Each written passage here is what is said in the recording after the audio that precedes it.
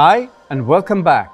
In the first part of this video, we talked about the Quantum Force 3980 value to branch offices. Now let's go ahead with the onboarding of the appliance we unboxed. To initialize the first-time wizard, you would need the Type-C cable provided and a computer. Before you connect anything, make sure you have the correct driver installed. If you don't have it, look for the 3980 driver in support.checkpoint.com. Once downloaded, right-click the INF file and install it. In case you went ahead without installing the driver first, you will have the option to do it during the installation process, so just look out for it.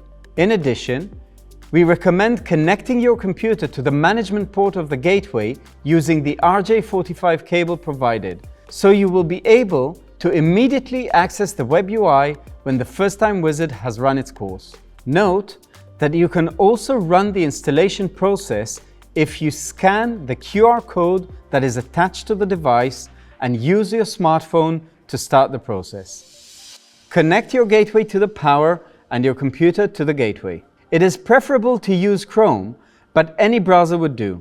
So open your browser and go to welcome.checkpoint.com. Choose the relevant model of the appliance, which in our case is the 3980. For any additional information before starting the process, please review the documentation section on the right side of the screen. We can start the first-time wizard now, so click the Start Here button and click the On-Premises option. If you haven't yet installed the driver, go ahead and do it here. Click on Connect and choose the serial port your Type-C cable is connected to, and then press Connect again.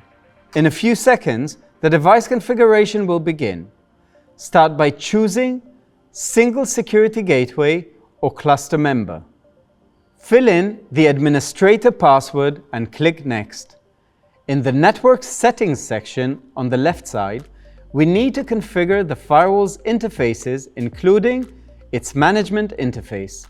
Once done, add the default gateway for this firewall. DNS and proxy servers are optional.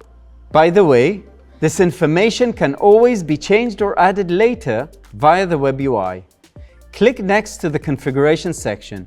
In the Configuration section, fill in the SIG password that will be used to connect this gateway to its management server for the first time.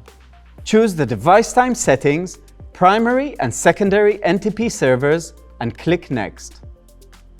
You will get a summary of all your choices. Review the configuration and make sure it's correct. If you spotted a mistake, go back and change it as needed. After reviewing the settings, there are a few options you can choose for general system behavior and click on Finish to complete. After the first-time wizard completes the initial setup process, the appliance will reboot automatically. This will take a few minutes, and when it's done, you will get a prompt message saying your device is ready, and you can click on the Open Gaia Portal button to see the web UI. To access the web UI, use admin as username and the password you configured in the first step of the first-time wizard.